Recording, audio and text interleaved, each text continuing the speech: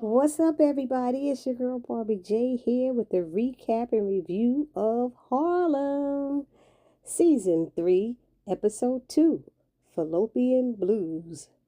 And the synopsis for this episode reads, Camille, Ty, Quinn, and Angie find themselves in the emergency room, anxiously awaiting the news that will turn their lives upside down. Faced with a shocking diagnosis, the four friends vow to support each other no matter what happens. And we all know what that diagnosis was. Our dear Camille is pregnant, and not just pregnant, 12 weeks pregnant. So I do understand, because a similar thing happened to me as well when I had my child. Anywho, before we get started, if you're new here or if you're returning here and have not subscribed to this channel as of yet, please take a moment right now, hit that subscribe button, then hit the notification bell and select all. It'll let you know every time I upload any new content to this channel. Then I ask that you hit that like button, which is the thumbs up button, write a comment, join the conversation, and share, because sharing is what? It's caring, y'all. Help this sister's channel grow. So this episode starts off with Camille has just learned that she's pregnant. Ty and Angie aren't really happy about this because they know what their girl has been going through. Yet Quinn is very excited. Camille goes to see her OBGYN, Dr. Lisbon, who lets her know that she is 12 weeks pregnant. So Camille is surprised because she thought that she couldn't get pregnant because Dr. Lisbon told her she had less than a 5% chance of ever becoming pregnant. So Camille had not planned on ever becoming a mother, to be honest. I think just because of that. But Dr. Lisbon told her that if she decides that she doesn't want to have it and wants to terminate the pregnancy, she must decide quickly, because the window of having an invasive abortion is really slim right now. But she lets her know that this may be her only chance of having a biological child. So that gives Camille something to think about. Then we see Angie. She tells the girls that she's got a lead role in Girls Trip the musical. Then Camille arrives and lets them know that she is 12 weeks pregnant. The girls then learn that Camille hasn't told Ian yet. They all provide her with advice about that. And to be honest, I definitely like Ty's advice the best, which was Camille needs to decide for herself whether or not she wants to be a mom, because the mothers are usually the ones stuck with the baby. So Camille isn't sure, so Ty suggests she do a pros and cons list for having a child right now before telling Ian that she's pregnant.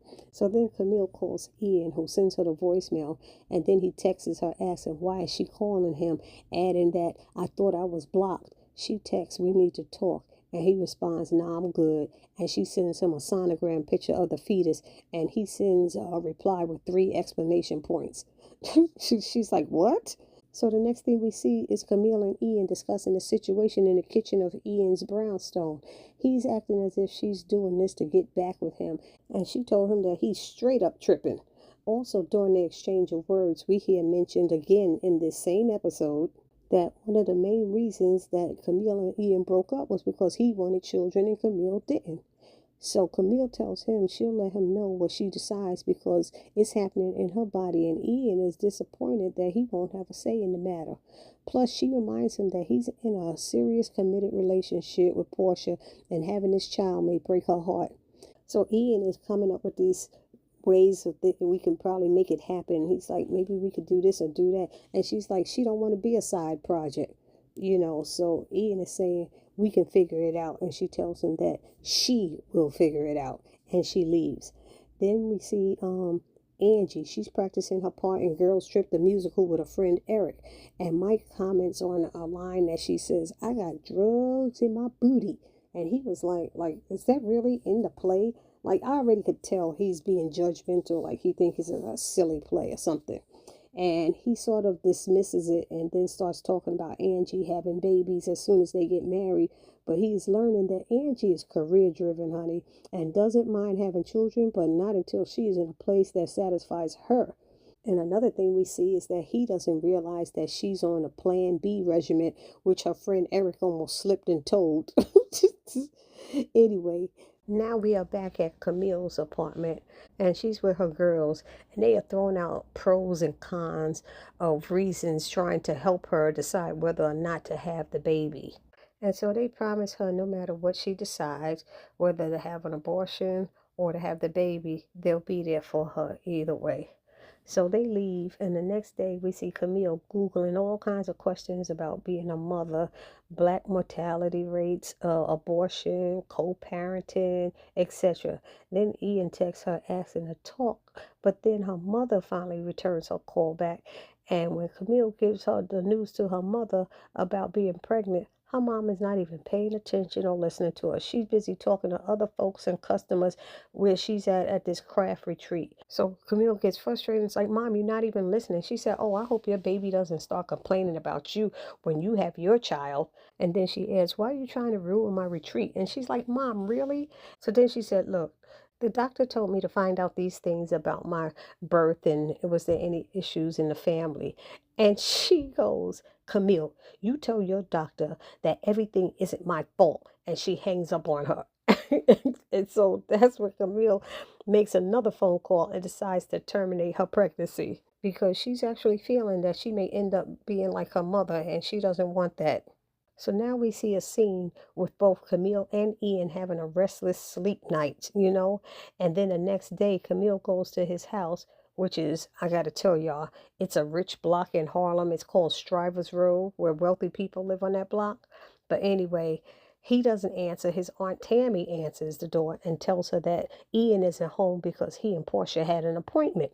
This is going to be interesting. Remember that. So Camille wants to leave, but Aunt Tammy makes her come inside, saying that they have important business to discuss. She's saying how she's staying at the house with them while her brownstone is being renovated, and she heard them talking in the kitchen. So she decided to take this moment to talk to Camille. And Camille doesn't want to go in, but she does. And Aunt Tammy shares a story about her life and how she chose to have an abortion. And she told Camille to make the decision that will leave her with the least regrets. And I thought that was good information to give her, good advice. So Camille shares the concerns she had about being like her mom, who is a hot mess. And she knows that Ian's mom, Regina, definitely wouldn't want her to be her grandchild's mother. So then Aunt Tammy was like, Regina never told you about our mom? And she's like, no.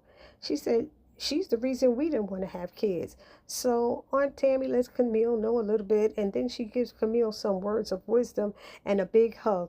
But one of the things she said is, we are not destined to repeat our parents' mistakes. We are breaking patterns, girl. And she is so right. So with this information, Camille goes home and makes a decision. She texts a message to Ian saying, I decided not to let fear keep me from being a mom. Congratulations, Dad. And when Ian reads this message, he is sitting in the same OBGYN doctor's office was a Dr. Lisbon with Portia. And we find out that she has frozen her eggs and she has 4 embryos now, 3 boys and 1 girl. So the doctor was asking if they want to implant embryos for a later date or try to implant one now. And Portia said, does that mean I may be pregnant by next month? She said it's a great possibility, but all situations are different. And she and Ian are hugging and kissing, and she's crying, getting emotional. And then the episode ends with Camille sitting at her desk, typing her book. And we learned that chapter 1 of her book will be titled Breaking Patterns. And that's the advice that Aunt Tammy gave her. And Aunt Tammy is played by Bevy Smith. She played that role really well. Anyway, y'all let me know what y'all thought about this episode. That's how it ended. I thought it was great, as always.